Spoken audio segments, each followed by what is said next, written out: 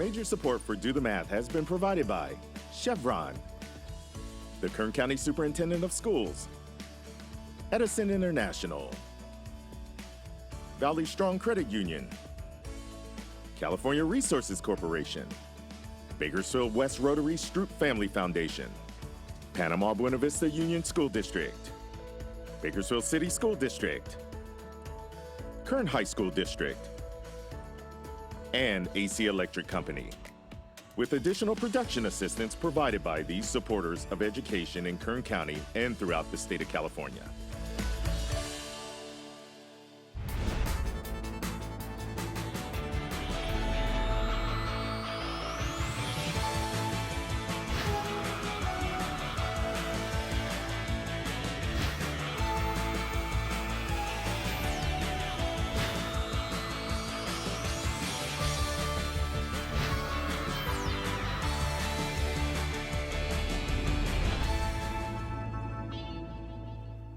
Well, good afternoon and welcome to Do the Math. I'm Michael. I'm Marylou. And in studio with us we have Kendall. And Kendall, if somebody needed to get a hold of us, what would they need to do? For math homework help, call in Bakersfield 636-4357, toll free 1-866-636-6284.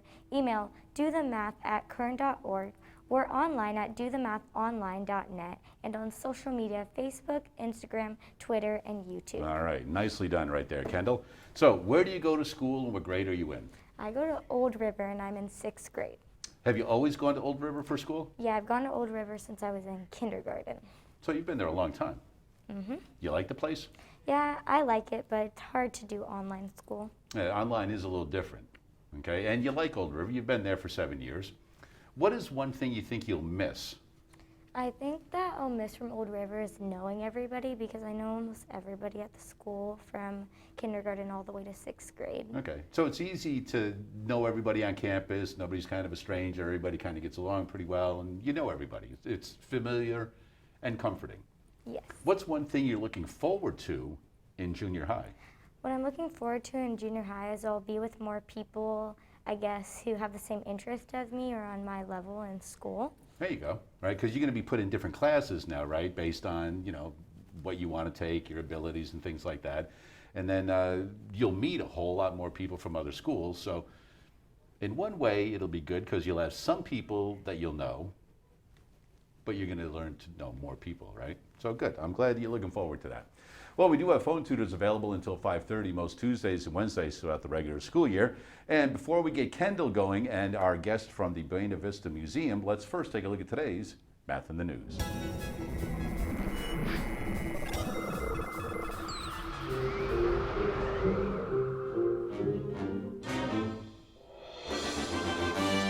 All right, today's Math in the News has to do with the world. Always something to do with the world, right? Something in it, on it, or anything like that. So, Kendall, are you aware that the Earth is spinning faster than it ever has before? No, I wasn't aware of that. Yeah, I really didn't feel the difference myself either, but there was an article talking about how the fastest 28 days on record all occurred in the year 2020. So last year, the 28 fastest days that ever occurred all of last year, all right? So we've got a photo right here of the Earth, right? I just kind of find one that was nice and maybe gave the illusion that it was spinning fast or whatever. But anyway, so there's a photo of the Earth. Now, the article in part talks about the planet's rotation, all right? And the planet rotates and it's driven by variations in atmospheric pressure, winds, ocean currents, and the movement of the core. But that's inconvenient for international timekeepers. They use ultra-accurate atomic clocks to meter out universal time, by which everyone sets their clocks. When astronomical time, set by the time it takes Earth to make one full rotation, deviates by 4/10 of a second, they have to make an adjustment. Now, a second is pretty quick, isn't it? Yes. 4/10 of a second, right? It's like a split second, a jiffy, right? There are actual measurements of time for these words, right? So get that done in a jiffy. There's an actual time that goes with that. But, so let's take a look right here. We know that right now the 28 fastest days all occurred in 2020.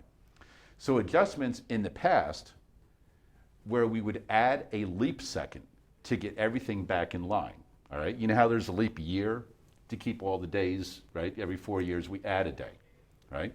So in the past they would add a leap second. So the last edition came on 2016, the year 2016, at 23 hours, 59 minutes, and 59 seconds. So they added a second. But there's now talk of a negative leap second.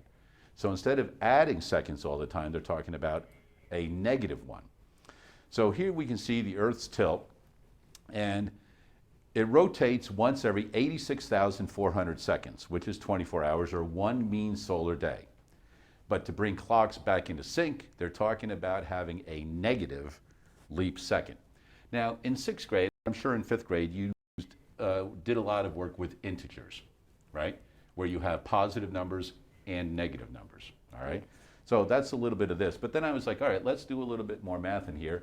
Do you know what okay. How long is a minute? 60 seconds. How long is an hour? 60 minutes. How long is a week? 7 days. These are pretty ordinary things, right? Have you ever heard of a fortnight? You're going to learn something today there, young friend. So let's take a look right here. So measuring time, you know about seconds, minutes, hours, days, week, months, and years, right? You also know there's seasons, 4 seasons, right?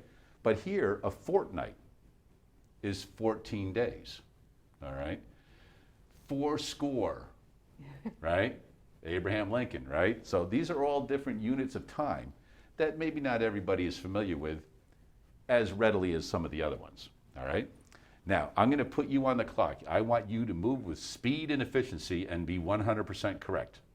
Are you ready? Yes. All right, grab one of the markers. So it's going to be like a matching column where you're going to draw lines matching things. It's not on here. All right, it's going to be the next slide. Okay. All right, are you ready? Yes. Okay, there's a lot at stake here, young lady.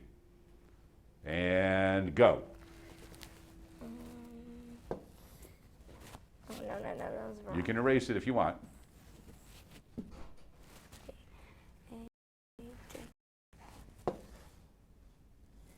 10 years, 8 days,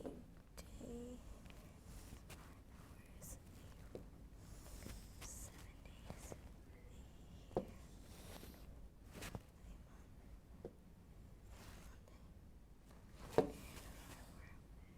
days, century.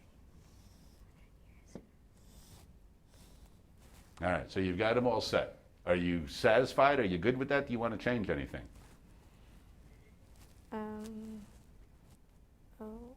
I think I'm satisfied. You think you're pretty good? But I don't think I've done. Well, you did century. The line's kind of above it right there. Okay. All right. So I'll say the one on the left, and you tell me what it matches on the right. So day. A period of 24 hours. Good. There's correct. Week. A period of 7 days. Excellent. Month. A period of 4 weeks. Very good. Year.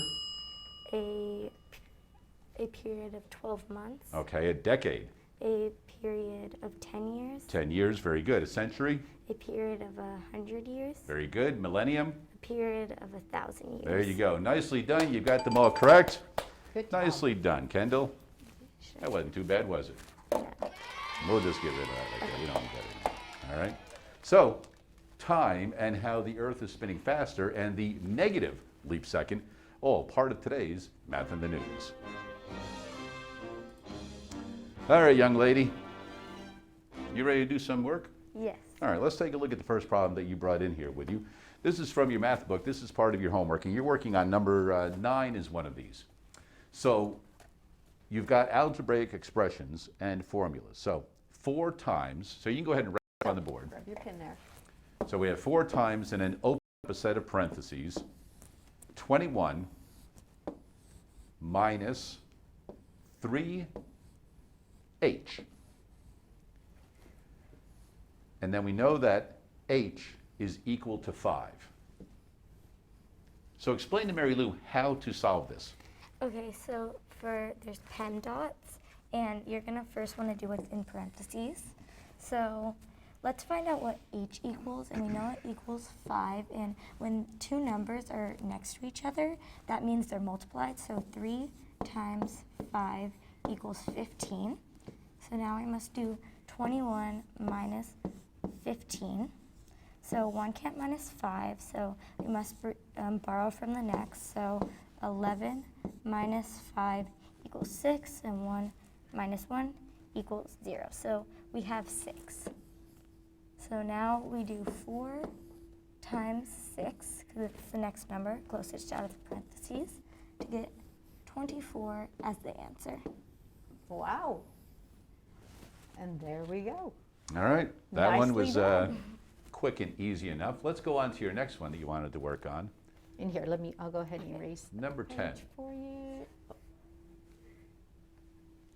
Good. Now we've got two variables. 7m minus 9n. M is equal to 7, and n is equal to 5. All right, Kendall.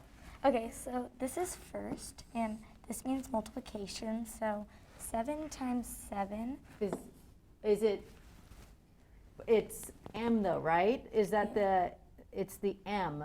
Oh, you're right. Sorry. so 7 times, so m equals 7, so we bring up a 7. So 7 times 7 is 49. So 7m equals 49. And now we have to minus 7n, which this equals multiplication, and n equals 5. So 9 times 5 equals 45.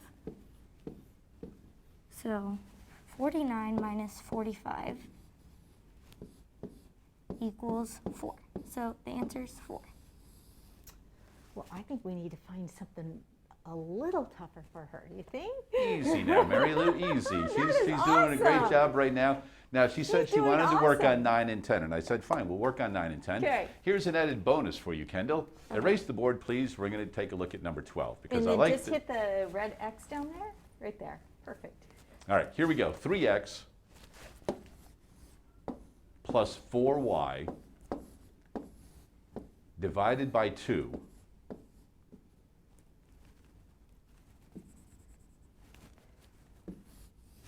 and x is equal to 7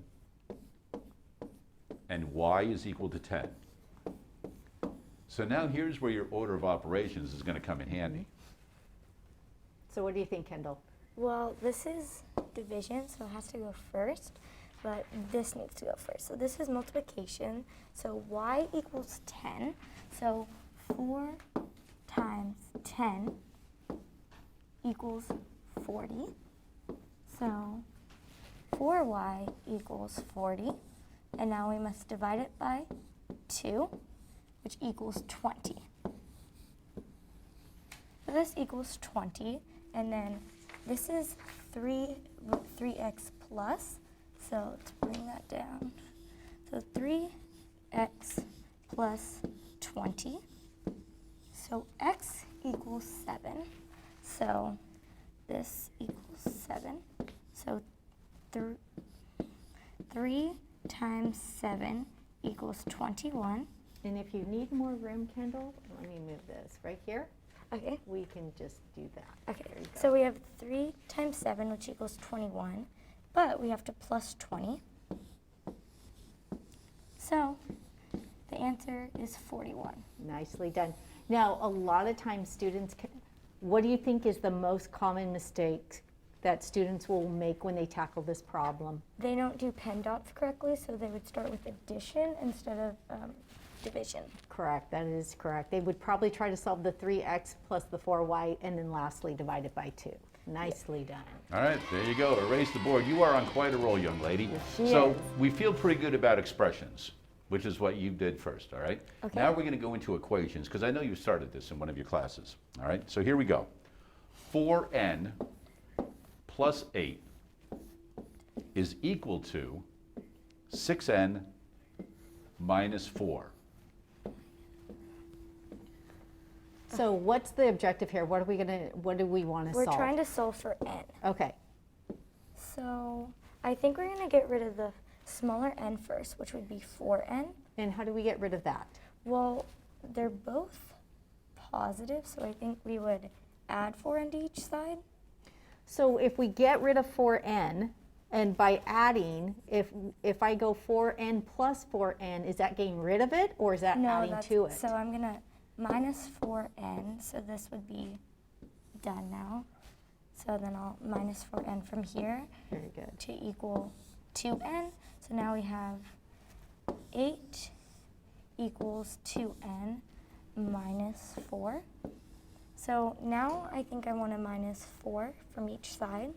So minus 4. Do we want to thinking about that again? You already have, what's in front of that 4? Oh, a negative. It's a negative. And so if we're doing two negatives, we're not really getting rid of it. Yeah, so there you go. Plus 4. So we have 12 equals 2n. So this is multiplication. So we must divide it by 2. So divide by 2, and this will make it go away. So the answer's 6, so n equals 6. Nicely done. Now, can we plug that back in to make sure that that is the true answer? Yes. Let me You could write above it if you Okay. want, or we could push it down. Let me scroll. There you go. Okay, so it's 4n plus 8 equals 6n. Minus Minus 4. 4. Okay, minus 4. So the n's will be replaced with 6. So this would be 6. And let's put parentheses around it to show that we're multiplying it Okay, so around the 6. Or there you go.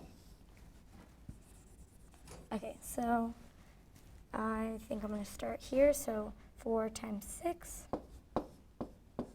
equals 24 plus 8 minus 4. So 24 plus 8 equals 32. So 32 equals 6.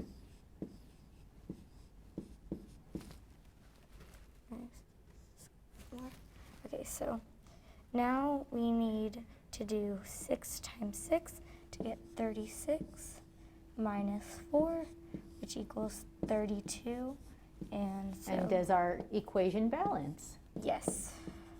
Nice. Nicely done. Good job, Kendall. And I appreciate that you took time to check your answer, because we tell students all the time, you do the problem and you get n is equal to 6, and you feel pretty good about it, but you don't know 100% for sure that it's 6 unless you check it. And I tell kids, you have to do the math available to you on Tuesdays and Wednesdays. You should never get less than 100 on your homework, Correct. because you can check them all, right? Right. So that way, if you don't want to check it on your own and do it, or if you're a little confused, that's exactly what we're here for. All right, you, young lady, are on a roll. And I'm quite impressed with your mathematical abilities up to this point. So, as well. I have 2 more equations for you to do. Okay, Would you like the one with decimals first or not? not. Not? Good. We'll save that to the next one. Here we go. 7n minus 4 Okay. plus 2n is equal to 3n minus 2. Now, Kendall, are you aware that a whole number, like what we got last time, 6, can be an answer, right? Yes. Can a negative number be an answer? Yes. Can 0 be an answer? Yes. Yes, those are all numbers, right? This is going to be a little different, so I don't want you to get thrown off. Just go through your process, okay? Okay. So we have 3 n's this time, so I think I'm gonna. I got it. So let's look at this like a balance scale, and let's focus on one side. Okay. So, which side? I'm gonna go this side first because I Okay. have 2 n's, and I'm gonna wanna get, I guess, cancel out 2 n's. Well, can we combine them? Yes, Like we combining can. like terms? So So what would that equal? this would be 9n minus 4, and then we'd have 3n There you go. minus 2. By simplifying that and combining those like terms, it's easier Yeah. to move forward. So we're going to want to not have this anymore. So we're going to want to, it's a positive, so we're going to want to minus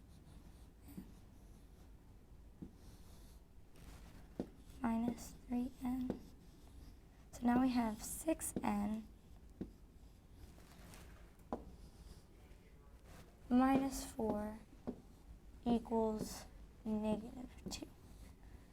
So I think we're going to want to get rid of this. If we get rid of that, does it leave us anything on the right side? No, so I think we're going to get rid of this. This would be smaller, so if we, And just think, what's the opposite of a negative? so plus and plus, so this would equal plus 4, negative, What do you have more of, negatives or positives?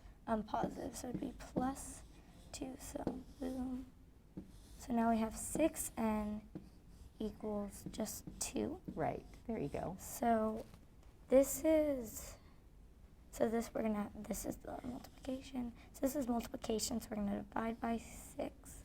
So boom, 2.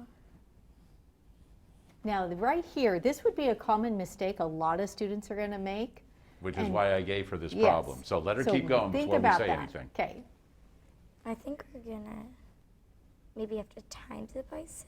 You're on the right track there. Look at that, just look at that right there. What do you see? By what you wrote, what do you see? 2 divided by 6. Right, 2 divided by 6, which is also a what? What does it look like to you? A negative number. Not a negative number, but the way you have it written, 6 divided by 2. is it a, okay, just looking at the number by itself, okay? Just looking at this.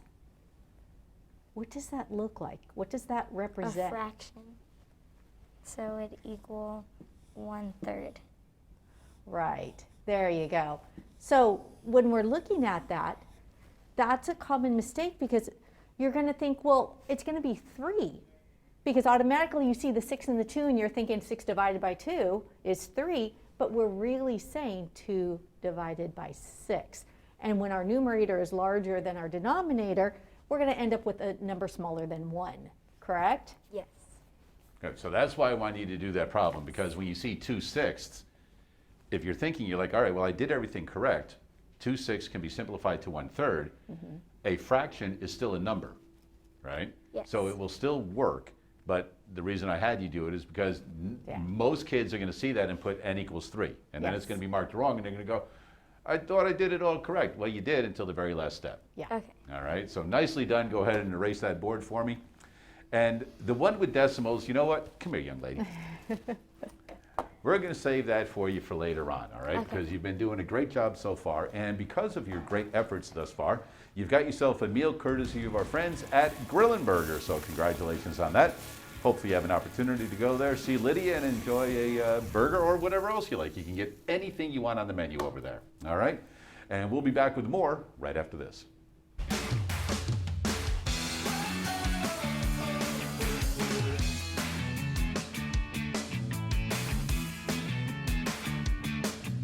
All right, once again, we've got some 6th grade students from around Bakersfield. We're at KCSOS, and we're working with the coordinate plane today, and working with the XY axis, plotting some points, and then we're going to make a design. This, each of you is going to have one part of the design, and then we're going to put them all together to see what you guys made. Are you guys ready? All right. So I'll give each of you your assignment.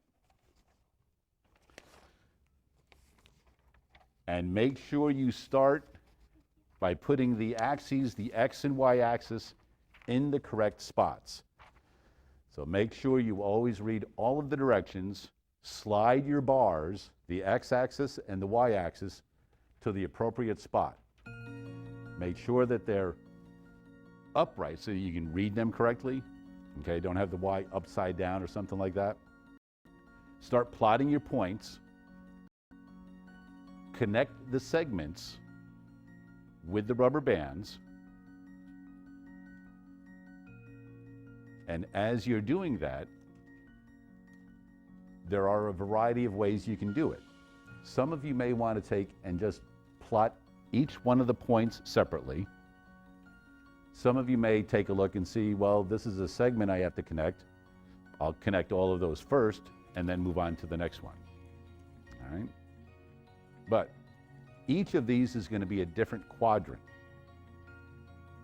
Do any of you remember how many quadrants there are? Four. And the word quad gives it away, right? Okay, there are quadrants, okay? So there are going to be certain things in each quadrant. And remember, where your X and Y intersect, that's going to be your origin for your quadrant.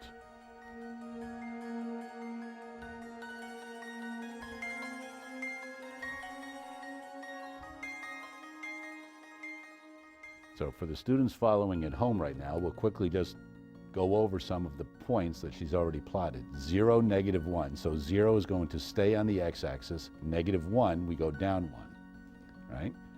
-2, -1, so we're going to start at -2, -1.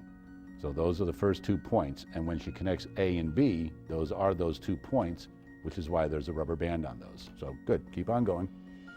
And a lot of students have probably experienced the coordinate plane without even realizing it, playing some different board games, and one of the most famous ones is Battleship. A lot of students play that and they get used to using a coordinate plane, although they may not realize all of the mathematics behind it. B4, hit, J1, huh, commit, J10. Oh, you sound like Battleship. So we've got the 6th grade students today working on this, and in just a couple of moments we'll see what they come up with and if they had all of their segments plotted correctly.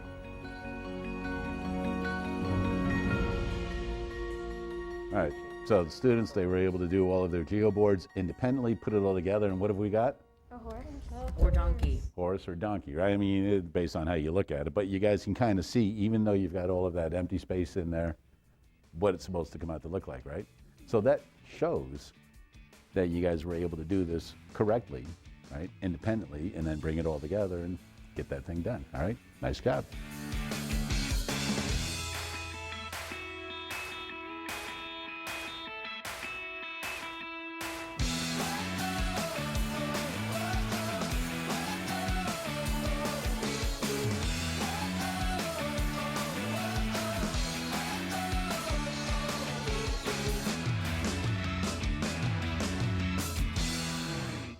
And just a reminder, we do have phone tutors available until 5:30 today and Wednesday, most Tuesdays and Wednesdays throughout the regular school year. As a matter of fact, we're drawing close to the end of January, and we are going straight through all the way until we hit April. Yep. So every Tuesday and Wednesday, we're here to help you out.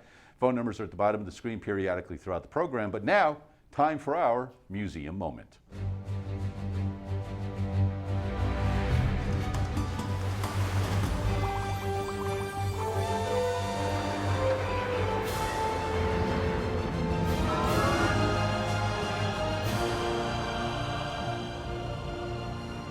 And one of our favorite museums, Buena Vista Museum. We love that place. And Dave, how are you this afternoon? Really good this afternoon. Thank you very much. Good to see you.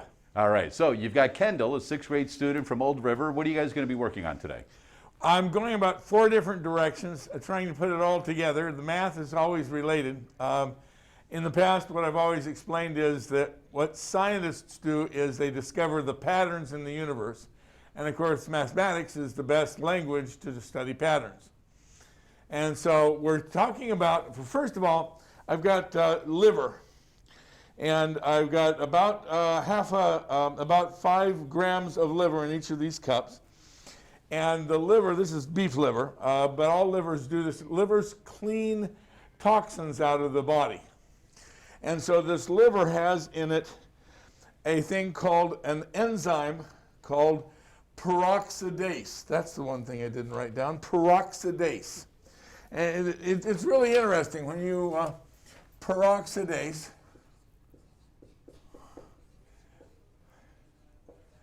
The ACE tells you that it's an enzyme, and peroxides are what this enzyme works on.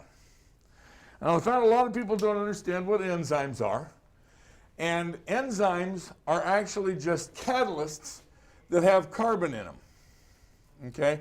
And so all enzymes are catalysts, but not all catalysts are enzymes because not all catalysts have carbon in them. Okay. And so the liver, see, any kind of peroxide, this is hydrogen peroxide. Any kind of peroxide oxidizes things and chews it up. And so that would be toxic in our blood. And so the liver has this peroxidase to break that back down into water and release oxygen back into our blood. Okay? So I have these 5-gram doses of liver, and I want to add to it hydrogen peroxide so that you can see the reaction. And so if you'll help me, we can put this liver, yeah, don't lick your fingers if you push it in. Okay.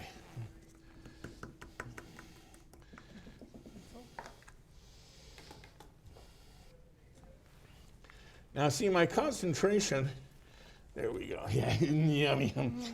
Hey, you use that pencil, Kendall, or you guys have them all in? Yeah, we got them on. Okay. Okay, so, let's see, I'll get this going here first. Okay, so,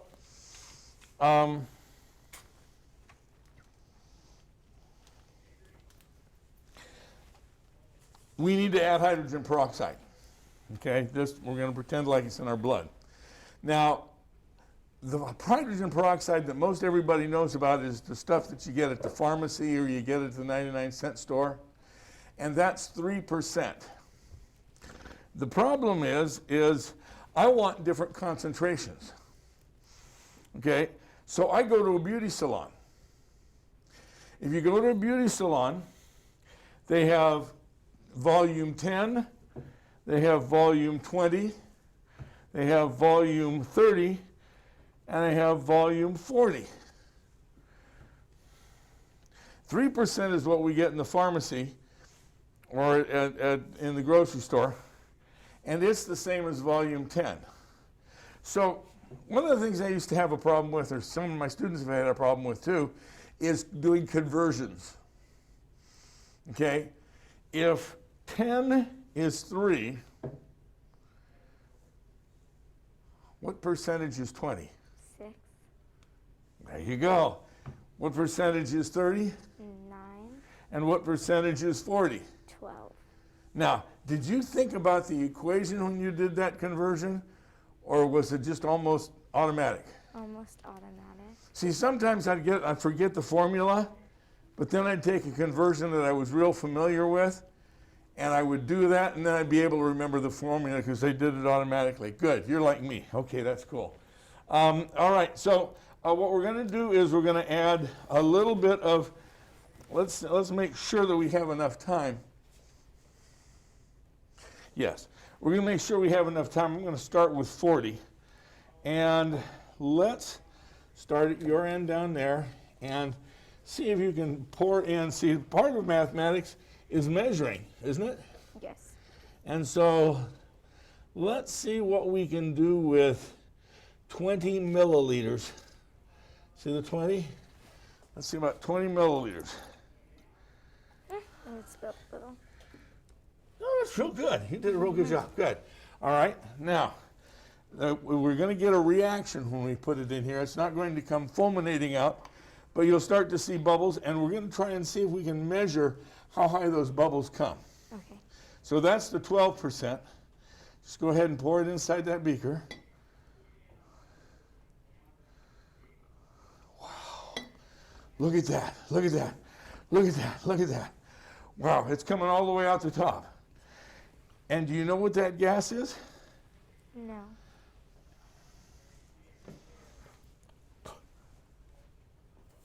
I got it wet too. That's actually so fulminating.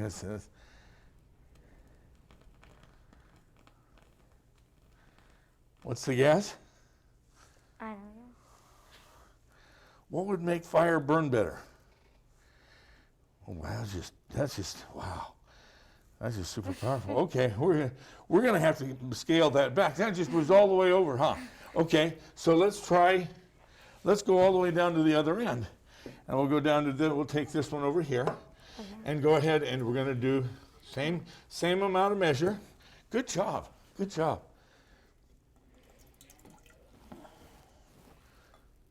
You're good, you're good. Okay, and let's pour it in the one right there. Now that's 10. Wow, even at 10, it's got that much reaction. Okay, well, we're just using too much. Okay, now we're experimenting around here. Okay, we need to scale it down. So let's try 10 of 10. 10 of 10. Half as much as you did before. Oh, that's way too much. I'll just pour it. Oh, half of it, huh? Okay, there you go. No, that's a lot less.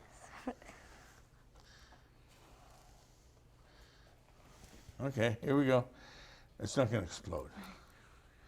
What I want you to be able to see is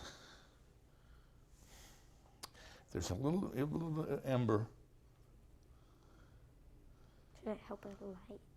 It'll actually Oh, there you go. proof positive that we have oxygen that we're making.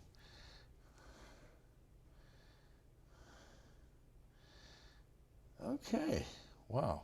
Well, okay, we didn't get any quantitative analysis of relative concentrations, but we found out our range and that's what we do when we experiment, is we try and find out our ranges and that sort of thing. So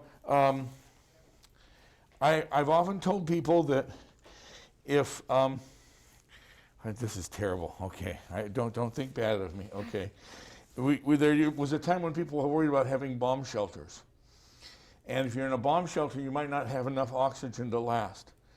And so what you need to do is you need to take a PET, and you need to take a lot of hydrogen peroxide, so that if you run out of oxygen, You've got that peroxide to use and stuff. So yeah, good. but you only need one PET, because the catalyst is not used up in the reaction. All right, nicely done. So thank you very much, Dave, for coming in from Buena Vista Museum. And so that was pretty fun, Kendall, right? Seeing that there was oxygen left in there to light that match once again. And anyway, that was our friend Dave from Buena Vista Museum. We'll be back with more right after this.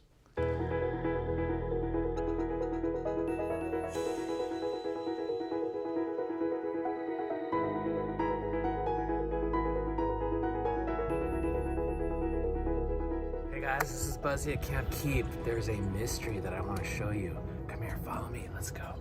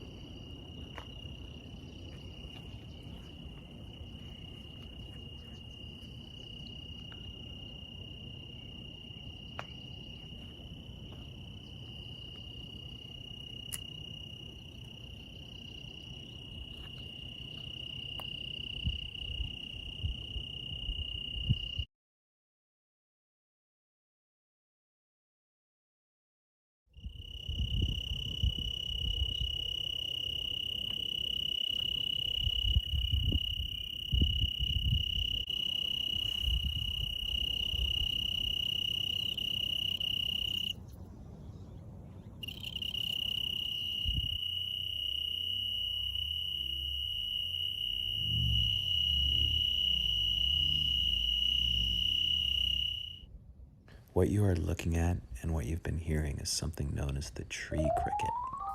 And tree crickets are interesting because they have two sets of wings, the forewings and the hind wings. The hind wings help with flight, but the forewings can rub together to make that interesting sound that you hear. And this is a male tree cricket, as only the males have the ability to call like this. The females, however, have special hearing devices called tympanums, which allow them to hear the calls coming from the males. Tree crickets are omnivorous, which means they eat plant material, but they also will eat other insects, especially aphids, when they're younger. Tree crickets also exhibit something known as Dolbear's Law, where their chirping rate is correlated with the ambient temperature. We'll end today's videos with some close-ups of this cool animal, along with hearing its beautiful call one last time.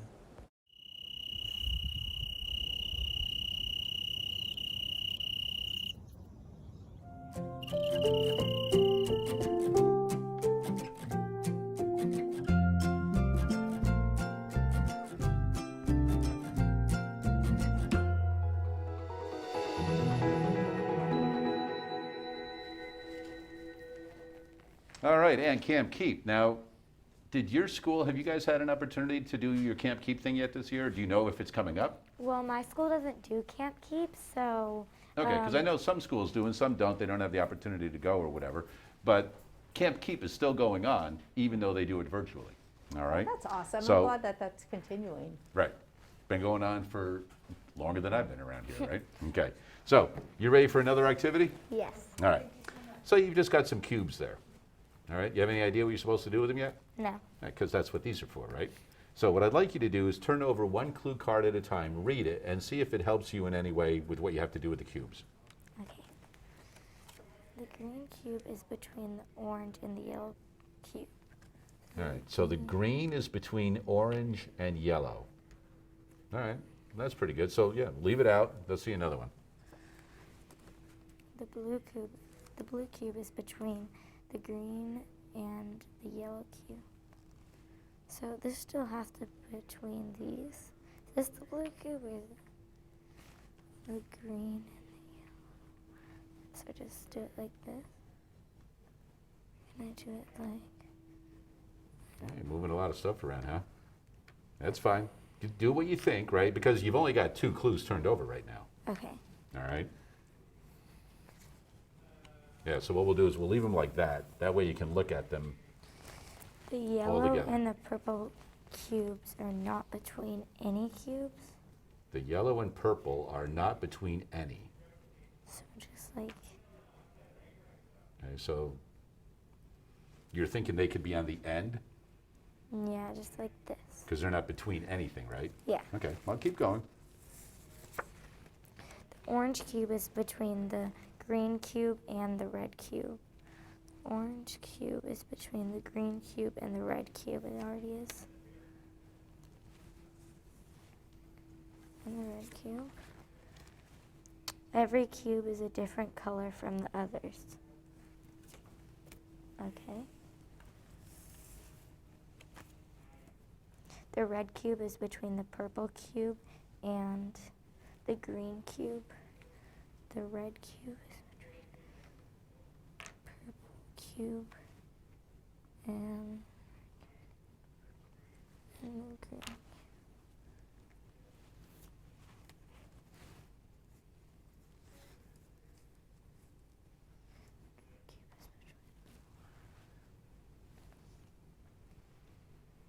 All right, so you want to look at your clues one more time and make sure that that's what you're Yes. good with? So let's take a look at them. So get your final order, Okay. and then we'll take a look at all the clues. The green cube is between the orange cube and the yellow cube. The orange cube is between the green cube and the red cube. Blue cube is between the red cube and the yellow cube. What should be like? Blue cube is between the yellow cube and the orange cube. You're looking pretty good at this point, kind of. So remember the purple's not going to be in between anything, right? Yeah. So you've got purple, orange, red. The blue cube is between the green cube and the yellow cube. Every cube is a different color. The yellow and the, are not to be, and the red cube is between the green cube and the purple cube. So what do you think? Is that it? I don't know. The green cube is I think it could be So it looks like the orange and red are giving you a problem there, right? Yes.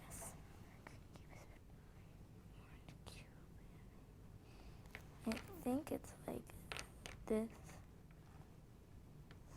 There you go, all right? So read each clue and let's make sure it works. The green cube is between the orange cube and the yellow cube. Well, it is between. Right. It doesn't have to be the Yeah. only one between it, but it is between it. The orange cube is between the green cube and the red cube. Yep. Okay.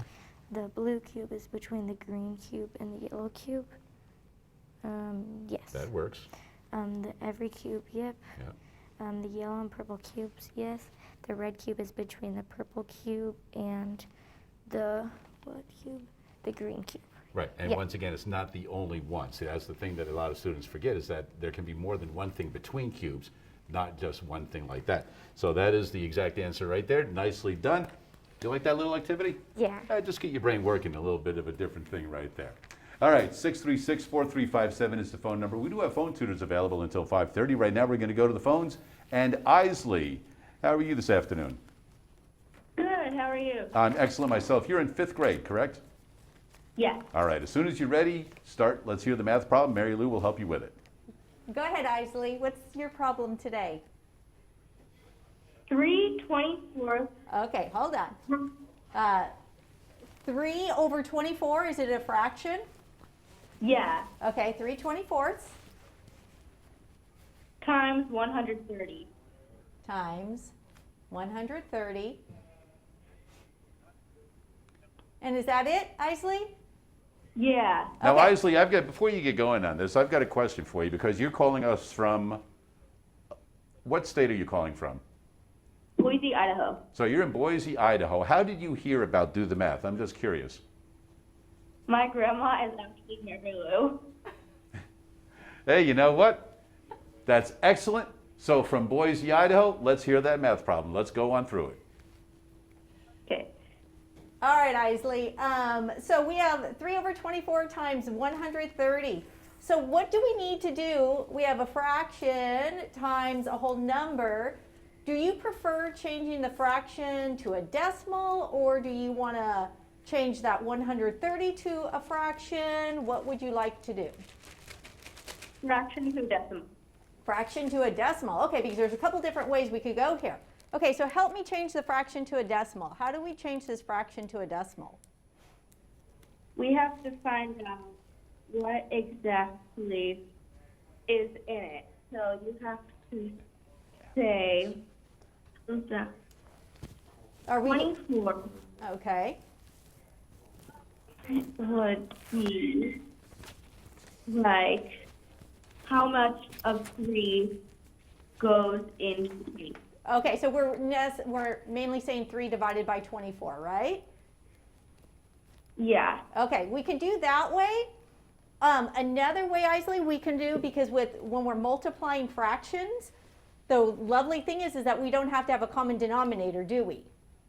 No. No, we don't. So the other way is we could change that 130 and put it over 1. So now we have 3 over 24 times 130 over 1.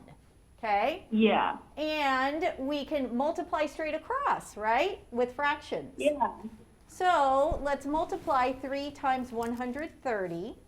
Let's do this. Can you do this for me? 130 times 3? Yeah. Let's see. What do you think it is? 390. You got it. 390. So we have 390, and then we're going to multiply our denominators, right, Isley? So 24 times 1 is what? 24. Is 24. So we have an improper fraction. We have 390 over 24. So what do we need to do? Does your teacher require a mixed number? What does your teacher require for that final answer? She usually just uses a mixed number. Okay, so let's go ahead and divide 390 into 24. And we know that 24 goes into 39 how many times? 1. Once. Very good. So it goes 1 time. And we're going to subtract 39 minus 24, which is going to give us 15. Yep. And let's bring down the 0. Now, how many 24s do you think go into 150? That would be about 5. About 5? Okay, let's see if you are correct with the 5. Let's think of quarters. So quarters are 25 cents, right? Yeah. And how many quarters make $1? 4. 4. And if I have $1.50, how many quarters would that be? That would be 5 quarters. Would it be 5 quarters or 6 quarters? Or 4, sorry. Or, oh my God, I don't know how to talk. That's okay, it's 6. So we're gonna, let's see if 6 works. So what's 4 times 6? 4 times 6 is 24. 24, and then we have 6 times 2, which is? 6 times 2 is 12. Plus 2. That would be 14. Okay, so 24 times 6 is 144. So we have our whole number, and let's subtract. What's 150 minus 144? That would be 6. 6. Okay, so Isley, our whole number is 16. So we know that it's the whole number is 16. Our remainder is 6 over 24. But let's even go further. Can we simplify 6 over 24? Yeah, we can. What 312. What does it equal? 312. 3 12s. Can we simplify that again? Yeah, you could. Okay. What can we go? Which would be 1/4. Which would be 1/4, right? And Yep. there you go. We have 3 over 24 times 130. Our answer is 16 1/4. Awesome. Good Nicely done, job. Isley. And you know what? We usually give students that phone in a meal to a local restaurant, but since you're not local, you're in Idaho, we do appreciate you calling in. We've got a different sort of a gift to send your way, as modeled by Kendall. You have your very own Do the Math t-shirt coming your way. So all you have to do is be an ambassador, let other kids know about Do the Math. Nicely done, and thanks for that phone call. Hey, you know what? The Mars rover Perseverance will touch down on the surface of the red planet Thursday, February 18th, around noon Pacific time. Its mission, in part, is to gather Martian soil for testing as scientists search for an answer to the big question: has there ever been life on Mars? Do the Math is counting down the days to the big STEAM event with special coverage. We go behind the scenes to see how this mission came together and what we can expect from Perseverance once it lands on Mars. When you go to another planet, there's just so much potential for making brand new discoveries. I'm actually putting something together that's flying to Mars. One way or another, you're going to be on the ground in 7 minutes. We want it to be there safely.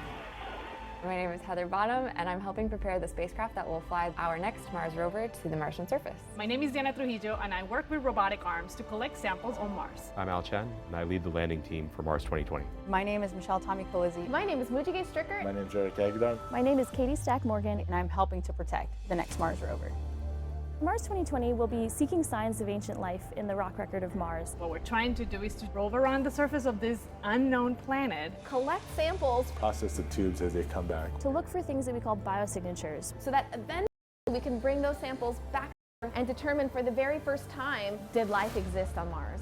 But also, where could it be preserved for 4 more billion years for us to find it? Before the rover actually flies, you have to make sure that everything works properly with the flight software and the hardware. We hit the atmosphere going, 12, 13,000 miles per hour. After the journey through space, through the vacuum. We try to test all of our hardware to the environments that we would see. So that's where a lot of the testing happens behind me. We spend lots and lots of hours here testing everything. It gets put in an oven, it gets put in various chambers and so what we can see over here is the stacked spacecraft. The robotic arm is actually right behind me. This is the place where the magic happens. This is the Mars Yard, and this is where our rovers practice driving over rocky terrain. There are hundreds of people that have to come together and build a spacecraft. You kind of have to put those different pieces together and make sure that those pieces all are going to work. And I feel like such a lucky person to be working on this. Everything that you're touching and all this hard work that you're putting in the long hours. 20 years, your children will be reading this in their science book. It feels great.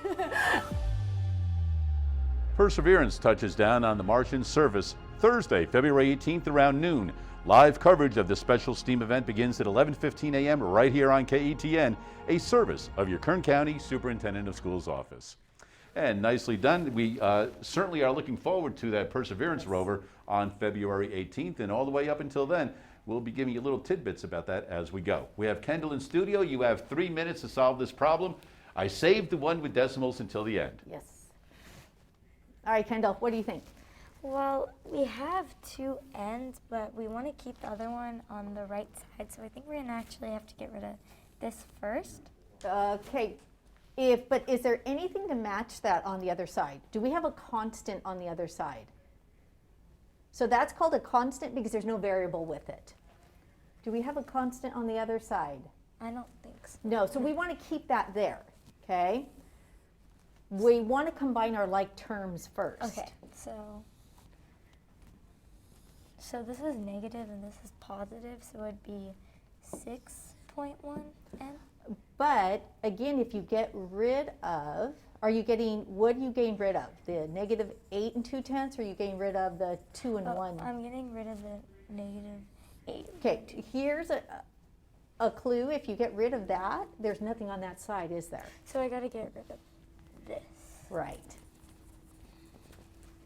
So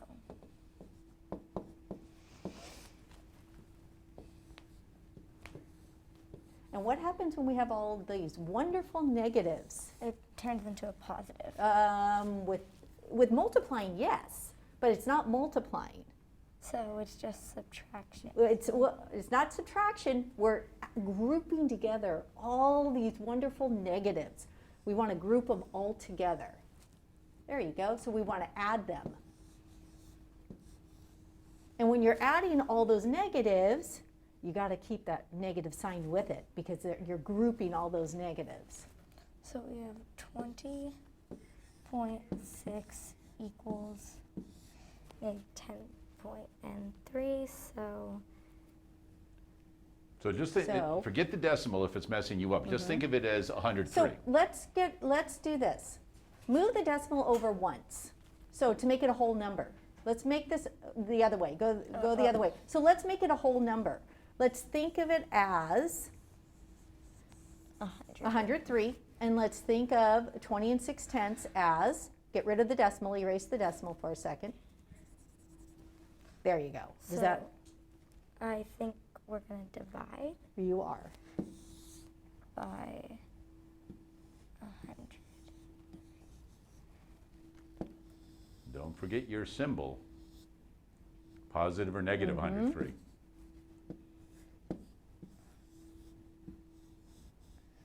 So it's a positive times a negative, so it's going to be negative. Very good. I think it's going to be negative 2. Okay. So negative 2 equals n. There you go. Awesome. Nicely done. There you go. And that's a good thing too, real quick. If those decimals are confusing you, make them whole numbers. And by doing that, you notice I had you move it 1/10 over on both sides. They have to balance. You have to do the same throughout. Nicely done. All right, Kendall. Did you learn a little something today? Yes. Good. And did you have fun today? Yes. And I want to say thank you for being our model for that t-shirt hold up right there Yes. also. So nicely done. Hey, until we meet again, continue to do the math.